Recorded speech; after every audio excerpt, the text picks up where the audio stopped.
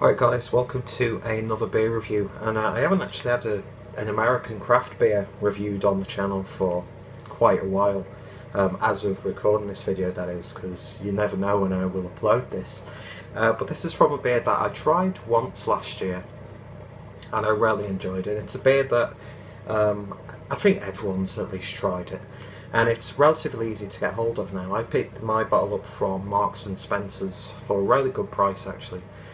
Marks and Spencer seem to be doing a really great job in terms of their real ales, craft beers, international beers that they're selling, and they're pretty damn affordable as well. So it's great for people who don't really have a good bottle shop near them, or they have to go a little bit further out to get one. You could pick up some really nice world craft beer in the supermarkets nowadays, and I think that's a really good thing. But yeah, a little bit of a contentious issue around this beer, well, more specifically about the way Brewdog handled it when they got took over, but we won't go into that because you just need to go on the craft beer forums on Facebook to see some really stupid people just blindly insulting Brewdog for literally no reason whatsoever, and for some reason it's gone really bright. But yeah, Lagunitas IPA, you all know it, from the Lagunitas Brewing Company in Petaluma, California, and Chicago, Illinois. California, Calif, and Chicago, Illinois. I'm guessing that's abbreviated for California and that. Yeah, what I'm talking about. Yeah, this is imported by Adnams, which is a really good brewery. Had some really good stuff by them. And yeah, this is the IPA coming in at 6.2%, and it's not exactly the most prettiest label, but it's definitely bold. It gets your attention, but I really enjoy that crown. So yeah, like I said, I've had this before. I had this in Manchester last year at Wetherspoons, because you can pick it up at Wetherspoons as well. I remember enjoying it, but I can't remember too much about it because that was towards the end of an all-day session. And yeah, you know how it is, it all becomes a little bit of a blur. Not too much going on in terms of smoke, but that's no problem.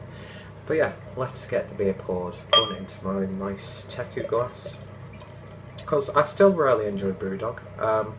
They've done some things where I'm like, did they really need to do that? But at the end of the day, they still make great beers, and I'm not going to hold it against them just because they take stuff like Lagunitas off their menus and off their website. But yeah, I was there yesterday and had the Jet Black Heart, which is the Nitro Oatmeal Stout.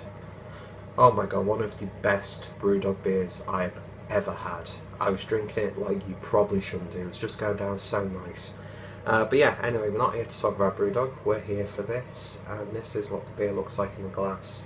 Really nice, amber, slightly golden, hazy, got a bit of a honey marmalade sort of look to it, and yeah, like I say, hazy, so you can't really see through it, and got a nice finger's worth of ever so slightly off-white frothy head.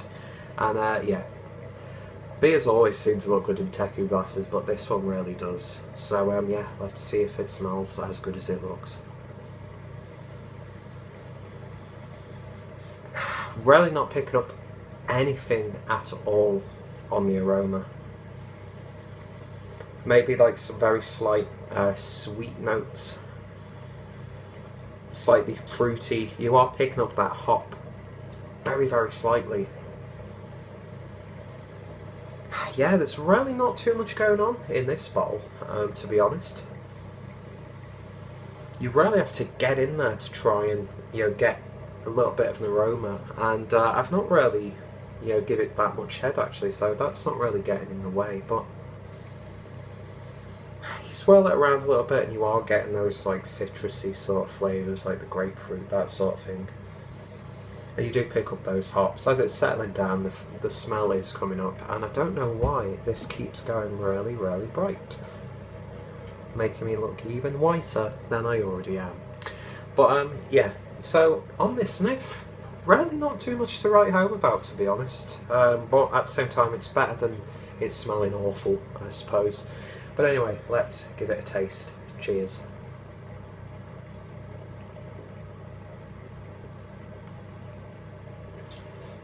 it redeems itself in the flavour. Get that bitterness straight away from the hop. Slightly fruity, slightly resinous. It's got like that little in-between. Yeah, I'm picking up like fruit pastels. It's almost got like a lactose quality in there as well. Sort of like a very slight fruit yogurt sort of vibe going on this one.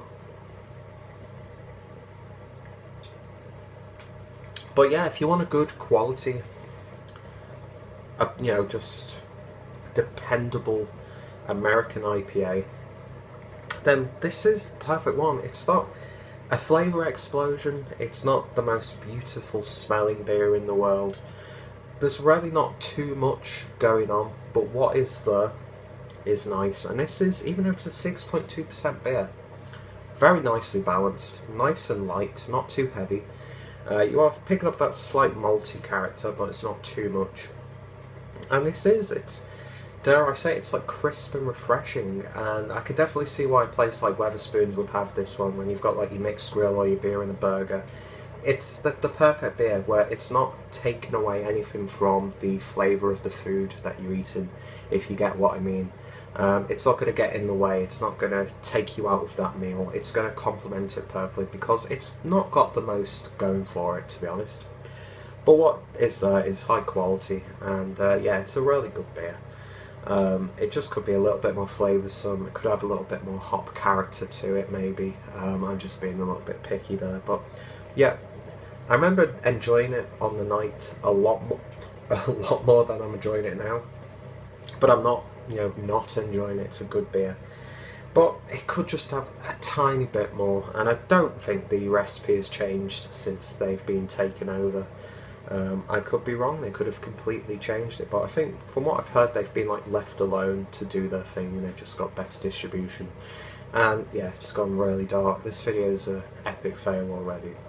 But yeah, the Lagunitas IPA, I'm going to give it a 6.5 out of 10.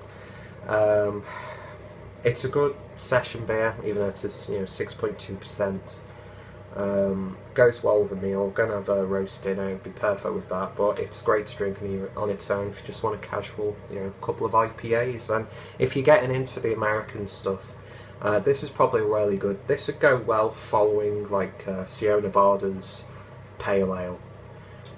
It tastes like just a little bit more hoppier than that, but not too much. Actually, yeah, the hop character, it could be a bit more evident for my tastes. But yeah, I'm going to give it a 7. I think a 7's a fair enough score, because 6 is like just above average. It's not above average, it's solid enough, it just could be a little bit more flavoursome. So, if you want to find out more about Lagunitas and their Indian Pale Ale, links will be down below. I'm pretty sure you can find an endless amount of video reviews of this one as well, but I'll include some in the description box. Check out my IPA playlist, subscribe to the channel for more beer reviews, and I shall see you in the next one. Cheers, guys.